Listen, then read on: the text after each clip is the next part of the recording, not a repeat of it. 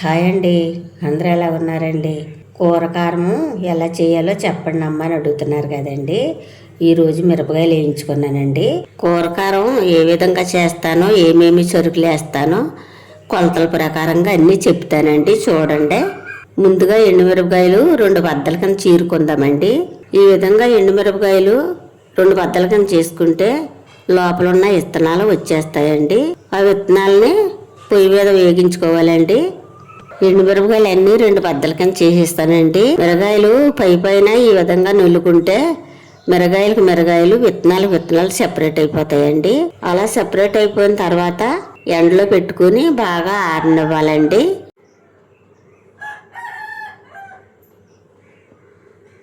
చూసారండి, మిరగాయలు విత్తనాలు సెపరేట్ చేసేస్తానండి.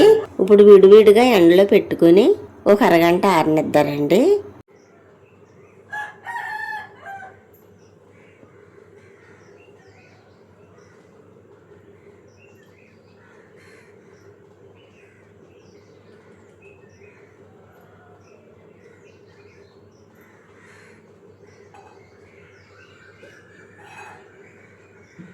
ఈ విధంగా పలసకాయలు ఆగితే ఎండుమిరపకాయలు ఎండకు బాగా ఆరుతాయండి.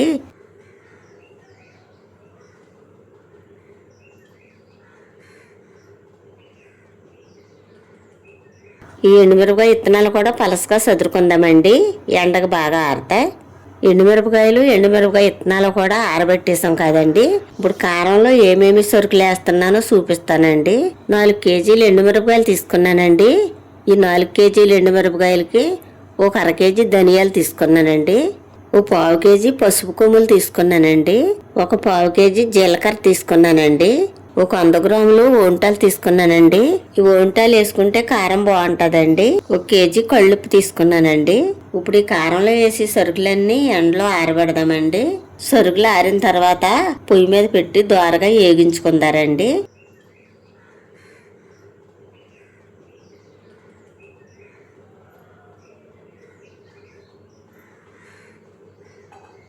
సరుకులన్నీ చక్కగా ఆరినాయండి. ఎండుమిరపకాయలు కూడా చక్కగా ఆరినాయండి. ఇప్పుడు పొయ్యి అంటించుకొని సరుకులన్నీ దోరగా వేగించుకుందామండి.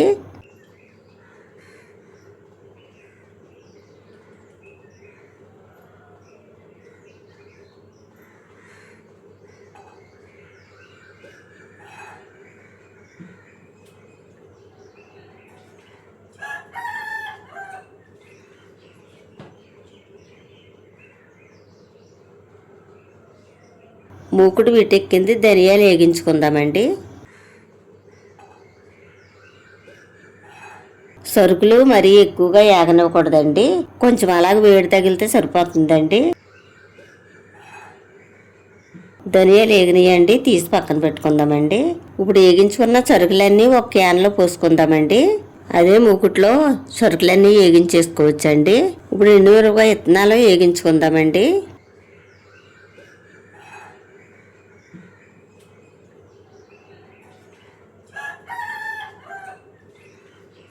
ఈ ఎండుమిరపకాయ విత్తనాలు కూడా ఎక్కువగా వేగించకూడదండి, కొంచెం అలాగే వేడి తగిలితే సరిపోతుందండి.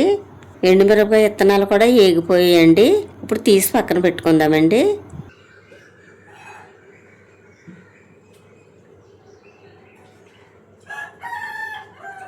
జీలకర్ర వేగించుకుందామండి. జీలకర్ర కూడా చక్కగా వేగిందండి, తీసి పక్కన పెట్టుకుందామండి.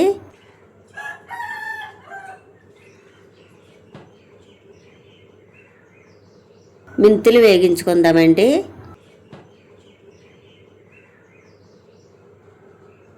మెంతులు కూడా చక్కగా వేగినాయండి, తీసి పక్కన పెట్టుకుందామండి.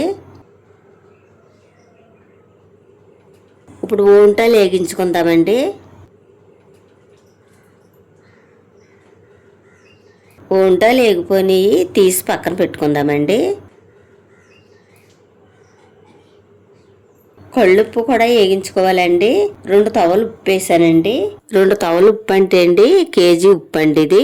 ఈ కళ్ళుప్పు పొయ్యి మీద ఎలాగో ఒక 5 నిమిషాలు మగ్గనిద్దామండి. ఈ కళ్ళుప్పు మగ్గి లోపల పసుకొమ్ములు దంచుకుందారండి.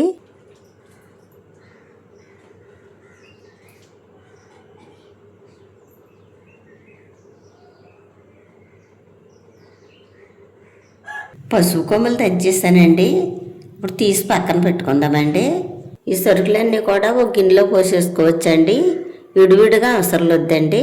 చూసారు కదండి కారంలో ఏమేమి సరుకులు వేసానో. ఇప్పుడు ఎండుమిరపకాయలు ఒక సంచిలోకి తీసుకుందామండి.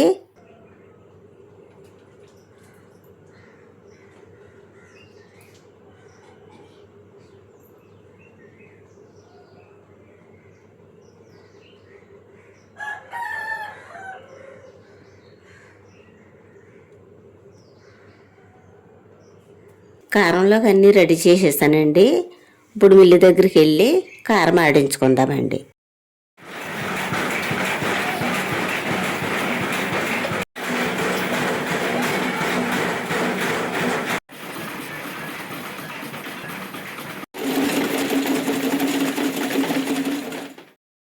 మిల్లి దగ్గరికి వెళ్ళి కారం ఆడించుకొచ్చేస్తానండి.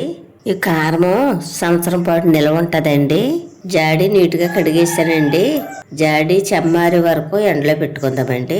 ఈ కారంలో ఎల్లుల్లిపాయలు కలపాలండి. ఎల్లుల్లిపాయలు ఎండలో పెట్టుకుందామండి. 1 కేజీ ఎల్లుల్లిపాయలు తీసుకున్నానండి. ఈ కేజీ ఎల్లుల్లిపాయల్లో ఒక 1/2 కేజీ ఎల్లుల్లిపాయలు కారంలో కలుపుకుందామండి. ఉన్న 1/2 కేజీ ఎల్లుల్లిపాయలు మన ఇంటి దగ్గర మామిడి చెట్టు మామిడికాయలు కాసింది కదండి. ఆ మామిడికాయలు ఆవకాయ పచ్చడి పడదాం అనుకున్నాం కదండి. ఈ మిగిలిన 1/2 కేజీ ఎల్లుల్లిపాయలు ఆవకాయ పచ్చడిలో కలుపుకుందామండి. తీసుకున్న 1/2 కిలో ఎల్లుల్లిపాయలు రేకల కింద తీసుకుని ఒక 10 నిమిషాలు ఎండలో పెట్టుకుని ఆరిన తర్వాత కారంలో కలుపుకుందామండి.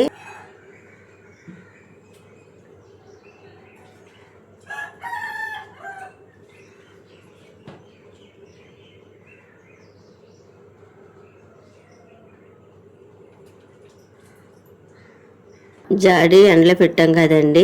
జాడి చెమ్మలేకోకుండా నీట్గా ఆరిపోయిందండి. ఇప్పుడు ఈ విధంగా క్లాత్ తీసుకుని తొడవాలండి. ఈ కారం మనకి సంవత్సరం వరకు వస్తుందండి. ఈ జాడి చెమ్మ లేకుండా చూసుకోవాలండి. చెమ్మ ఉంటే పాడైపోతుందండి కారం. ఎల్లుల్లిపాయలు కూడా ఆరిపోనియండి. ఇప్పుడు కారం కలుపుకుందామండి.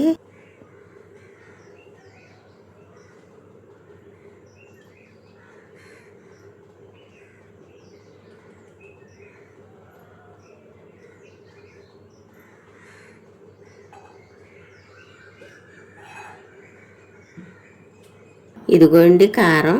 కారం ఆడేటప్పుడే మిల్లి దగ్గర కూర కారం అని చెప్పాలండి.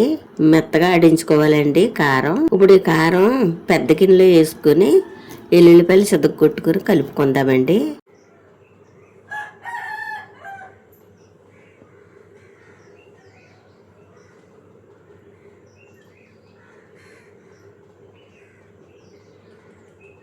కారం గిన్నెలో వేసేస్తాను కదండి.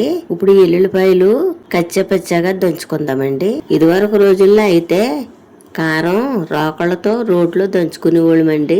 ఇప్పుడంటే మిషన్లు వచ్చేసినాయి కదండి.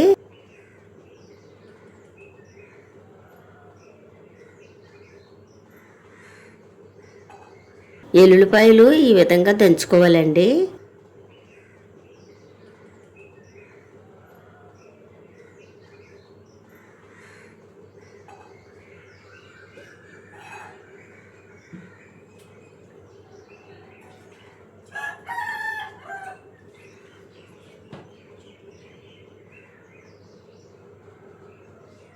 ఎల్లుల్లిపాయలు దంచేసానండి. ఇప్పుడు కారంలో కలుపుకుందామండి.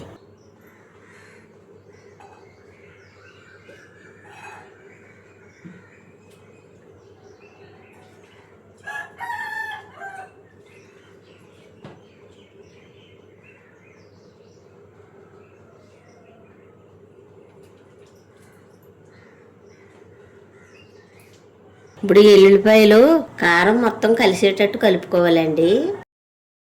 ఎల్లుల్లిపాయలు కారంలో కలిపేసానండి. మనం వేసిన మిరగాయలకి చొరుకులకి కారం ఎంత వచ్చిందో చూద్దామండి.